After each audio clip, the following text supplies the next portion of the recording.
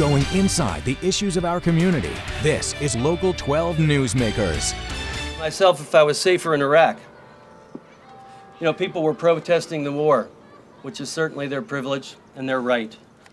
But I wondered, where was the protest about how we're killing ourselves right here at home?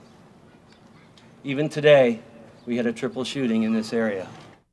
Good morning and welcome to Local 12 Newsmakers.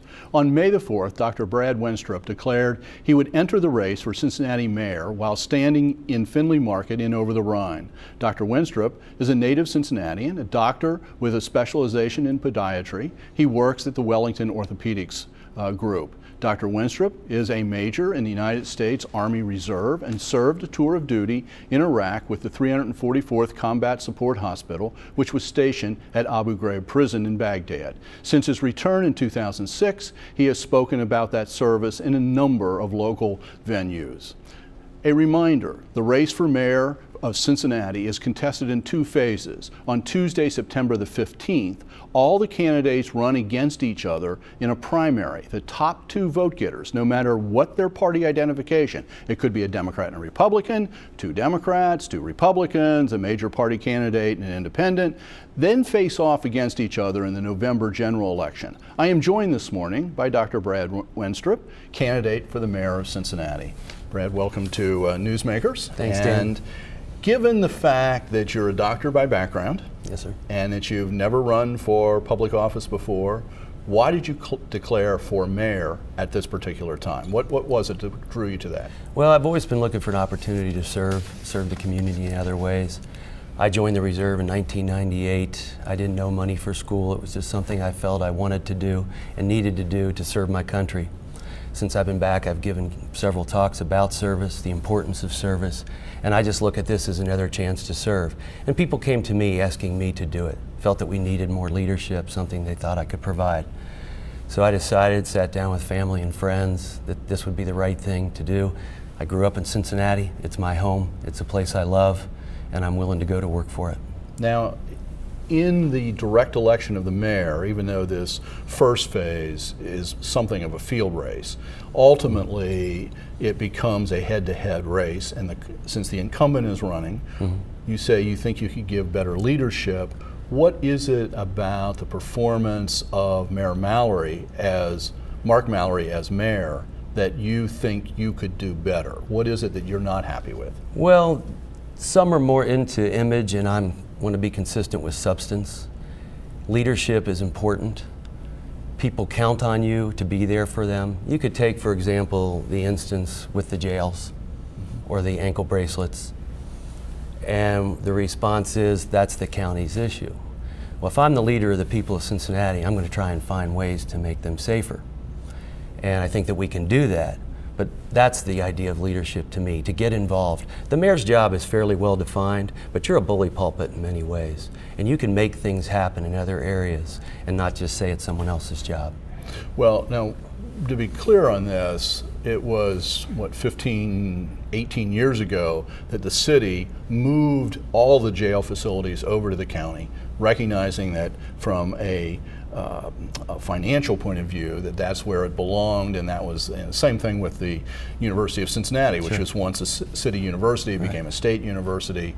So once it becomes a county function, isn't the mayor technically correct here? He is technically correct, but you still have a responsibility to your citizens.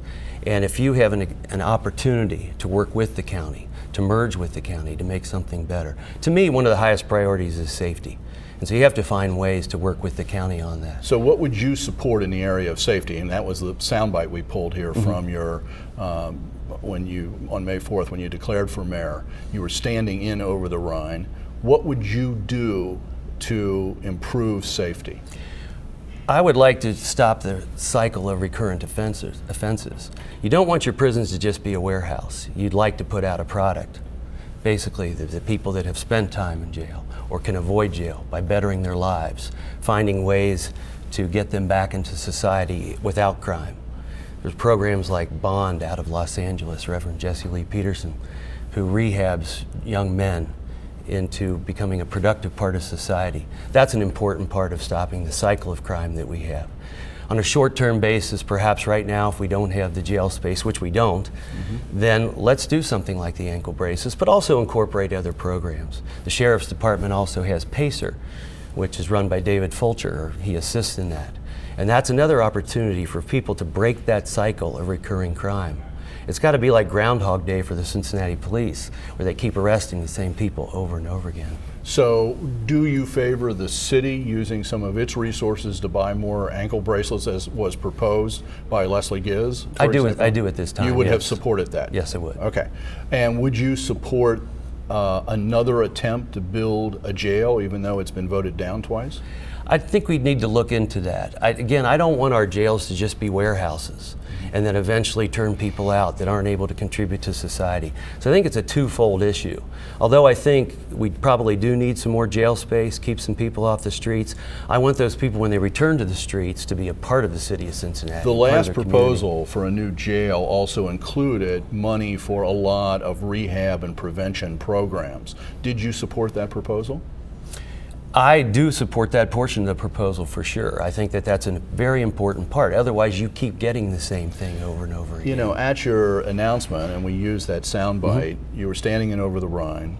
Have you talked with Stephen Leeper and the people at 3CDC just about making a statement like that, which makes it sound like it's unsafe to come downtown, and given all of the money, literally millions of dollars, mostly private money that's been invested to improve Over the Rhine, is a statement like that really responsible? Have you talked to Stephen Leeper about that? I haven't had that opportunity yet, but I appreciate what they're doing in that area. They're making great gains, and we want it to continue. And I think the key to that success is to have someone out in the front saying, we are going to make this safer. More people will be willing to invest and to move to this area if they feel it is safer. So I don't say that as a deterrent to keep people from coming there. I want to say to people, we're going to make this a safer place for you. You're going to want to be here. I want people to come downtown. I had to practice downtown for 15 years. It just became harder to sustain it down there. But I love going downtown. I like being a part of downtown. And Over the Rhine area is beautiful with its architecture.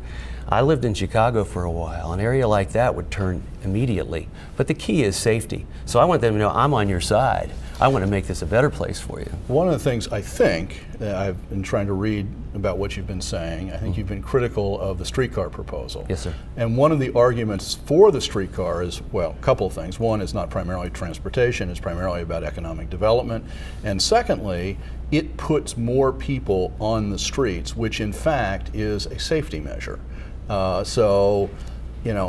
Where do you stand with the streetcar? I mean, right now it's popular to criticize the streetcar, but there's a lot of angles here about this streetcar proposal that they're not just about transportation in its narrowest sense. And I understand that. I think that in some ways the streetcar idea is putting the cart before the horse. The perception and partially the reality is that it's a crime-ridden area that we're talking about. A lot of the course is. And people are not anxious to come to that. If we can change that, if you can make it safer, something like that has a possibility. But let's give it something to go to. And right now, I just don't think you're going to have a lot of people anxious to get on a streetcar that's going through a high crime area. The facts are there that it is a high crime area. Let's change that, make it safer. Then we can talk about something like that down the road. But at this particular time, I think it's putting the cart before the horse. I've yet to see a study that said a streetcar or transportation system got rid of crime somewhere. Oh, have you looked at Portland and the results in Portland? Yeah, Portland has had some good results. It's very heavily funded too, and it's not a lot of private money in the Portland. A lot of private money that has to go into that, but they had something to go to. I don't think that their crime rate was quite as high. They had an area that was completely warehouses. There was practically nothing there, and it's been completely redeveloped. Have you been out there? I have not been there, no, but I've read up on it. Okay. And I think there's opportunities like that, but I do feel at this time it's the cart before the horse. Okay. Let's move on to a couple of other things. One, a number of weeks ago, there was a dust-up in City Council because of a proposal to change social service funding. and all of a sudden there was an attempt, we got about $2.6 million that we put into social service agencies, and there was an attempt to reform that and concentrate that money into agencies that really delivered high results. Well, when that came out, everything blew up. They've now patched it over by giving money to many agencies, over 70. But they're going to come back and try this again. Where do you stand, and this has been an issue in the last couple budget cycles, where do you stand on social service funding in the city budget? Do you favor spreading that $2.6 million over maximum number of organizations, or would you like to contract it and concentrate it on high priority items? Well, high priority and evidence-based items, Right. items that are producing results. You know, as a doctor, you don't keep doing things that don't work, or you're going to be out of practice. And you really have to go back on everything and say, this one's working, this one's not. Do we take risks sometimes with new ideas? Yeah, we do. But the key is to go back and see if they're working or how you can make them better. So by and large, I think you should give more to the ones that are producing results. That only makes sense. If you have some fringe ideas that may work, for example, they're talking about a home where they allow alcohol. Let's see how that works.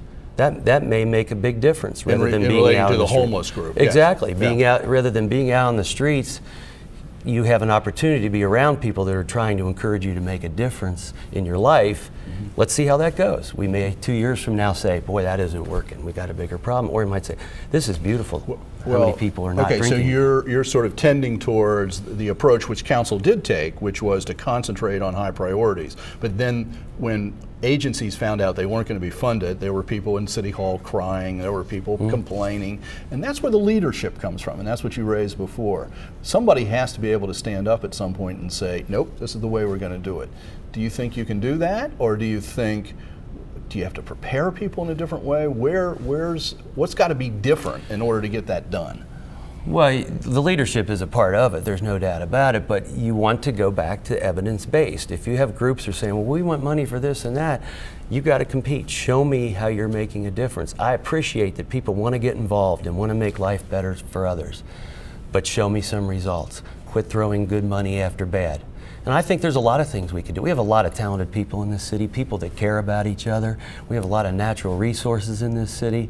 Let's use them. And it doesn't matter Republican or Democrat. This is about taking care of each other, and let's do it in a wise fashion. One of the things that we've become very aware of is the underfunded retirement program of the city. And we're talking about major dollars here. Yes, we are. And this coming cycle, maybe as much as 4 times more that we're going to have to plow into that than what we've been expecting. What's your approach?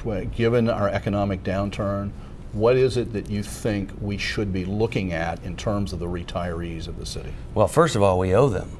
These are people that have given their lives to work on our behalf for the city government and for the city in other fashions.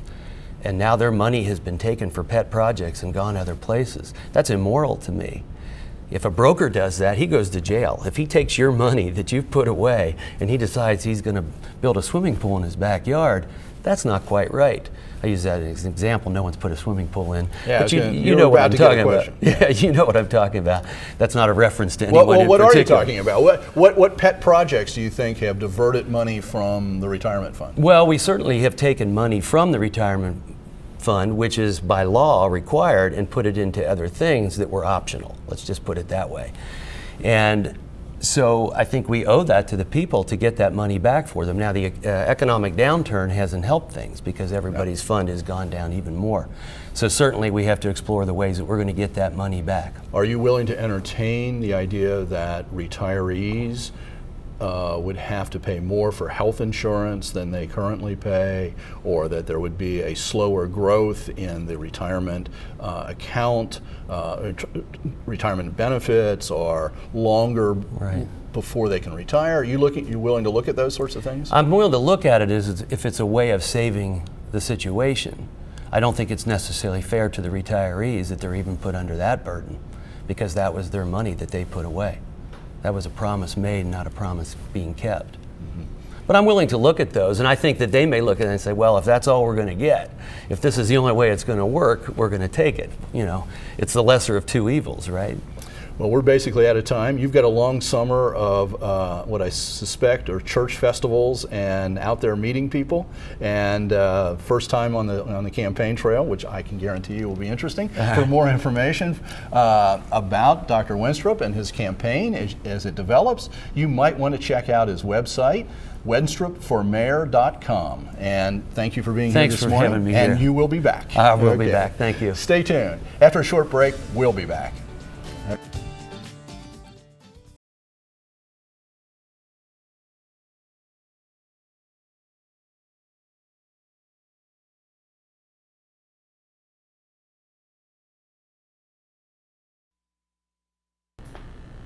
Welcome back.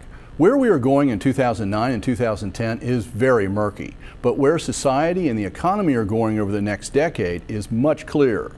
The impact of digital technology will only expand, transforming the way we create and access information, the way we connect, and the way we work. If Greater Cincinnati is to be active in that movement, not just an observer, we have to position ourselves by preparing our young people. Northern Kentucky University is taking a giant step to get in front of these changes this coming Thursday afternoon, by turning the first shovel on its new College of Informatics. To discuss the new College of Informatics, I am joined this morning by Douglas Perry, the Dean of the College of Informatics since its founding in 2005. Dean Perry's own background is as a cell biologist and as a faculty member at Indiana University School of Medicine conducted research that led him into the emerging field of informatics. Welcome to Newsmakers. Well, thank you, Dan. Happy to be here. Well, the first thing I want to deal with is this term, informatics, Yes. this name, informatics. It is not information, it is not informatics, it is very confusing to people. What is this? What is this field? It is indeed. It can be a confusing term. It sounds like it's a made-up word. It really isn't. It is a newly used word that actually has been around for a long time. It's been used in Europe for many years, Informatique.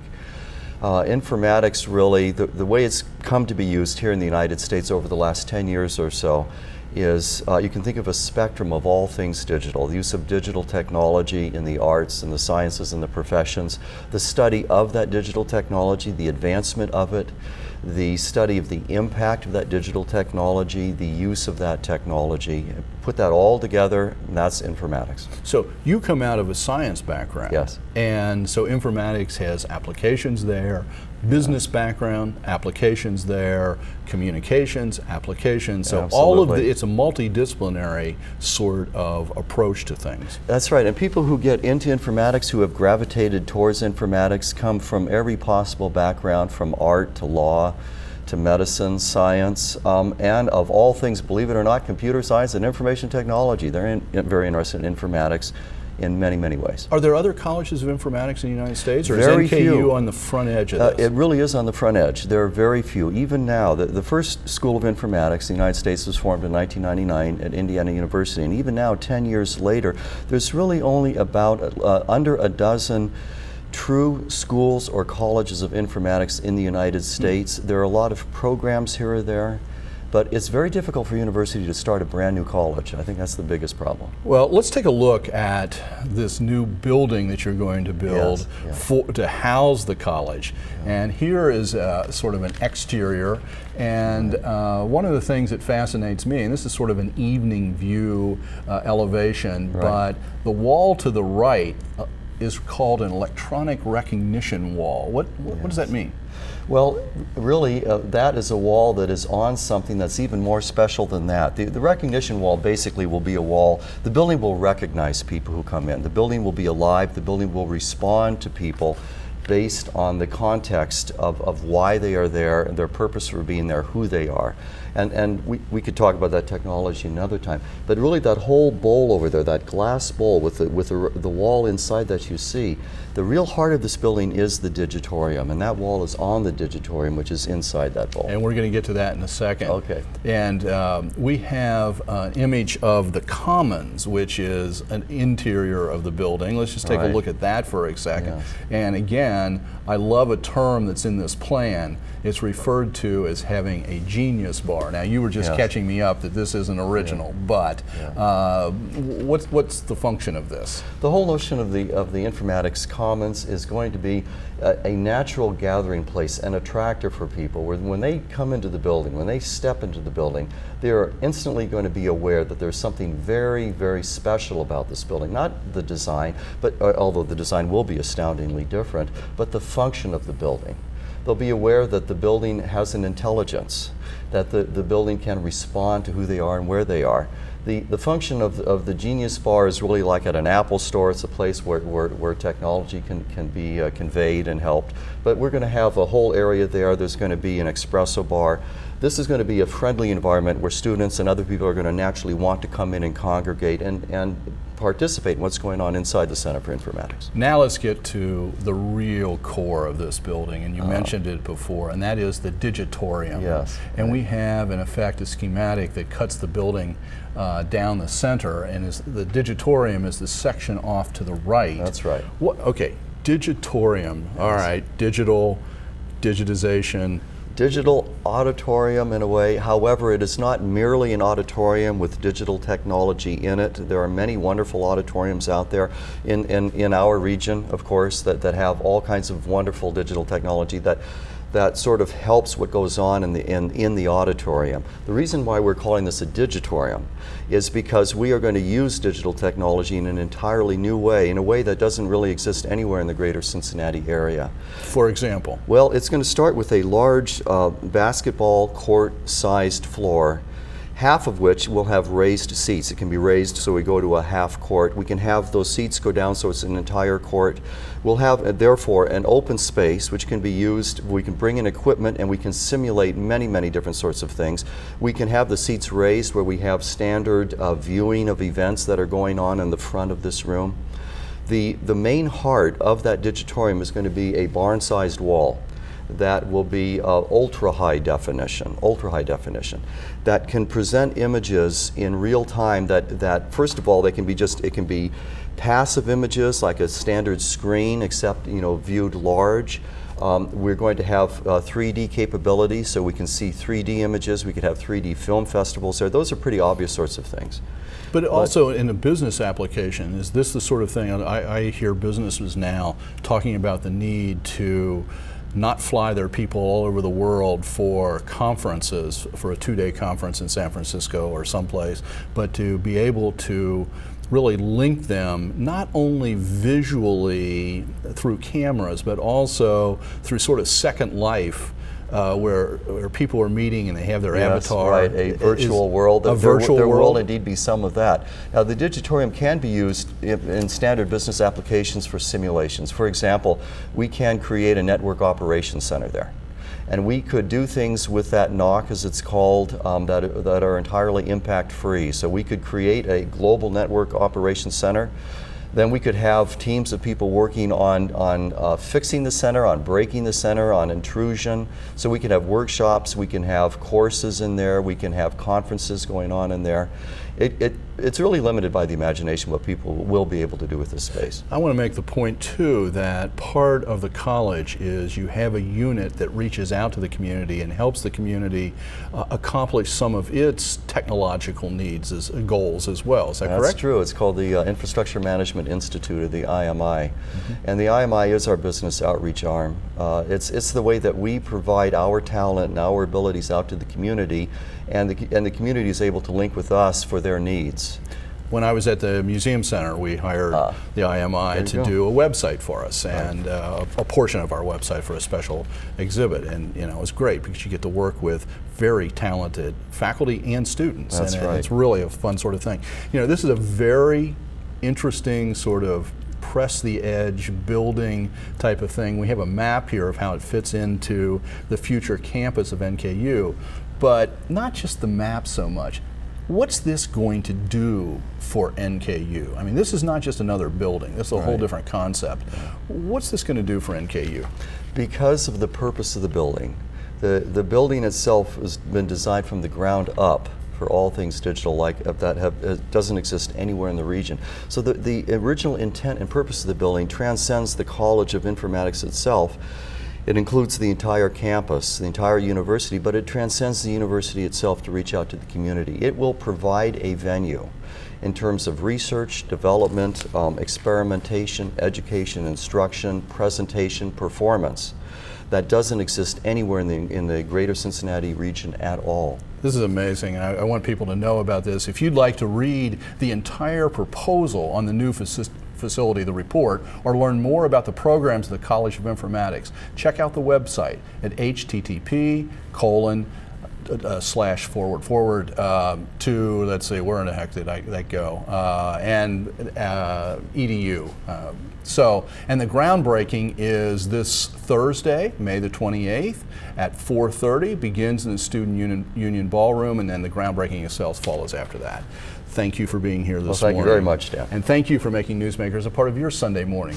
Next week, a look at a new national documentary on the plight and response of first suburbs that focuses on two local communities, Madeira and Elmwood Place. Have a good week.